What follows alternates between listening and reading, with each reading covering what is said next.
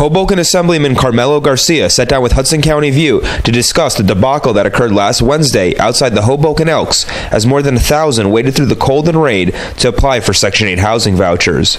Garcia started by discussing how he felt seeing people brave the harsh conditions for an opportunity to live in the mile-square city. Well, it was heart-wrenching. I mean, we went out there as volunteers to give them coffee during midnight and some goodies because it was just heart-wrenching. The reality is that there's a scarcity of affordable housing in the city of Hoboken.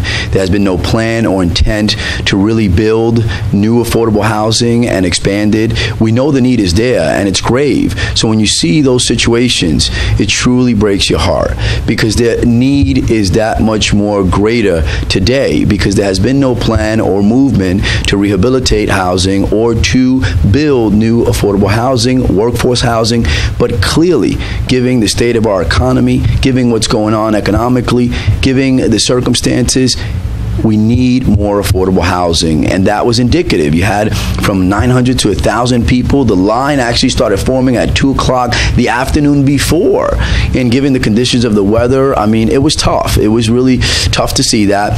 We were able to go help out in any way that we could, and we understood that later on it got organized. You know, the police were very instrumental in making sure everything was going according to plan because there were people jumping the line. There was a lot of stuff happening that shouldn't have happened, but thankfully, you know, the applied companies was able to still manage the process and give out the applications, but it's indicative that there is a major need in the city of Hoboken. We can't continue to operate where you're only catering to 1% of the community. We have to ensure that the diversity, the balance remains here, and how you preserve that and expand upon it is by having a pulse on the needs of the people in this city, and that's what you saw in that experience.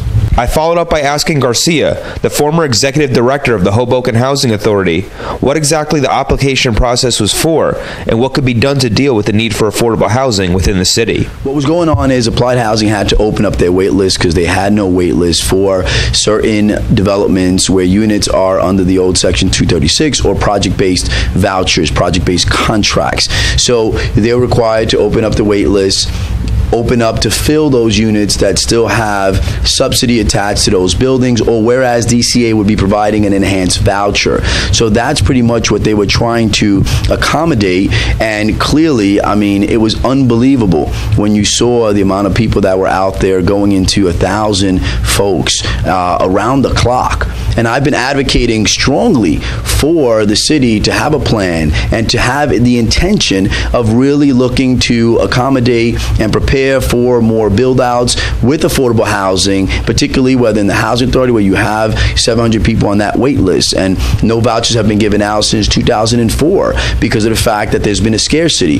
There's been a lack of buildings that have affordable housing units or workforce housing units, and we need them because more and more you have a preservation, a need to preserve the middle class and a preservation of the low and moderate income families. This city was built on blue-collar, you know, families, laborers, and middle class, and you have to have that diversity in order to have the beauty of that city's vibrancy, and that's what Hoboken was always built around, a neighborhood where all classes came together, and that's what I'm hoping that the city will realize from this particular incident and from this particular experience that they need to do this, and we're going to hold them accountable and continue to advocate for that. Finally, I asked Garcia if anyone should take blame for the conditions people waded through. Well, it always goes back to the city's administration, its leadership, with respect to knowing that this is going to happen. So if you have a pulse that there's a major need for this type of housing, and you know these applications are going to draw thousands, if not hundreds that came out, then yes, the city should have been prepared to have those mechanisms in place to ensure and assist that landlord who's trying to now meet that need. So that should have occurred. There should have been a better collaboration and communication with respect to what was going to be happening, because you had to anticipate that it would draw hundreds, if not, like it did in this case, 1,000 people to try to get an application. That's how dire the situation is. The office of Hoboken Mayor Dawn Zimmer declined to comment on this story. I'm Michael Shurin with Hudson County View, the eye of the community.